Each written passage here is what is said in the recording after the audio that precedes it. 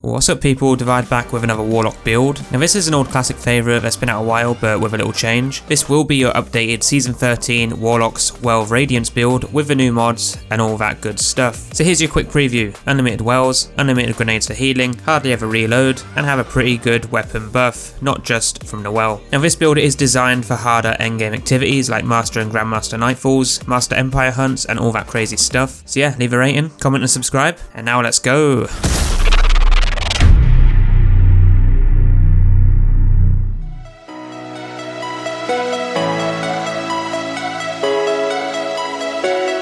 So this is a fairly quick one as there's not too much going on, but we are going to start with the loadout here, and the only thing you ideally want is bad JuJu. And now you might be thinking, wait, why use bad JuJu when you can get your super back with Phoenix Protocol? Now while that's true, bad JuJus will still do a good job and get your super back even faster, but with bad JuJu you don't need any intellect at all. And before your super runs out you'll have gotten enough kills to have it straight back, as Phoenix Protocol only gives you I think around 80% of your super back, and it really does seem to be doing a good job. Of course the downside is that you do lose an exotic heavy, but in case you didn't know, getting kills with bad JuJu will refill the mag, give increased damage and grant super energy. And because we're in a well and the build is designed to give us more damage buffs, it shouldn't be an issue using bad JuJu for clearing adds, and it's more relaxed as you can just sit in the well the whole time and chill. But moving into the subclass, of course we are a middle tree solar Warlock Well of Radiance, which comes with the guiding flame, where hitting an enemy with your melee inflicts burn damage and empowers you and allies nearby. But you also get your healing rift energy back if you have allies standing in it, which is pretty good as you can constantly sit in a healing rift, which is pretty good for those activities using modifiers like attrition for when you're first starting out and you don't have your well ready. But finally for your subclass you'll be able to convert your grenade into a healing one where you can throw it and gain an overshield. Now moving into our armor for the helmet mods, we have swift charge, as we'll be using the bad JuJu, and that will allow us to become charge of light, which really isn't hard in difficult activities because we'll be getting a lot of damage buffs for our weapon from multiple sources. But we also have the hands-on mod specifically to help our allies gain a higher chance of special ammo dropping from our other mod. But moving on to the chest, we are running the exotic Phoenix Protocol, which is just one of the best Warlock exotics in the game and always has been. So we'll be using that to regain our super energy on kills within our well, but we'll also be using a high energy fire charged with light mod, which will let us deal more weapon damage, which I think is pretty nice as we're trying to focus on making our primary weapon as powerful as possible to clear adds faster in those harder master activities, and the faster you kill adds with your bad JuJu, the faster you'll get your super back. But we also have melee and arc damage resistance, but you can change these out to suit your preference. Now for the legs, I'm going with charged up to get an additional stack of charge of light, as I never really use this mod much, and you can switch this out a little if you want and use things like firepower to get your grenade back quicker, but I wouldn't recommend running 2 charge of light mods. But as for the class, since we are more on the support side with increasing our DPS, we have Sundering Glare, which will weaken enemies with rapid precision hits. Good against tougher enemies, champions and bosses. But I also went with the focusing lens, and don't take my word on this, but I believe it actually works with all your weapons if you're standing in a well. So if an enemy is affected by stasis and you're in a Well of Radiance and you do DPS with your weapon, I'm pretty sure this actually applies the damage buff to those weapons whilst you're in the well, and probably even a rift. But that's really all you need for this build. Now you might be wondering why I've missed the gauntlets, and that's because you really don't need anything specifically for them, so I've given you that option to choose your champion mods. For me I went with an anti-barrier sniper and unstoppable pulse rifle for the bad JuJu, but you can go with whatever you're using in those activities to meet their requirements. Now as for your stats, I'd go with max discipline for the grenade recharge so you can throw more healing grenades, and if you want you could switch this build up a little and instead of using bad JuJu use a weapon with demolitionist and mods to get your grenade back quicker, and be more on the side of the unlimited healing grenade build. But I quite like this setup, and this is what I use in those harder activities. I don't always use bad JuJu though, but it does help to get the last remaining super energy back if you're not getting any orbs from your team or your intellect is low. So overall I do like this build, and I'd rate it around 9 out of 10. It does and always has played really well in those harder activities, and if you're playing a Warlock I'd definitely recommend at least one person running this setup or something similar. But that's all for this one. Next you should check out my Dawnblade build, which is pretty insane,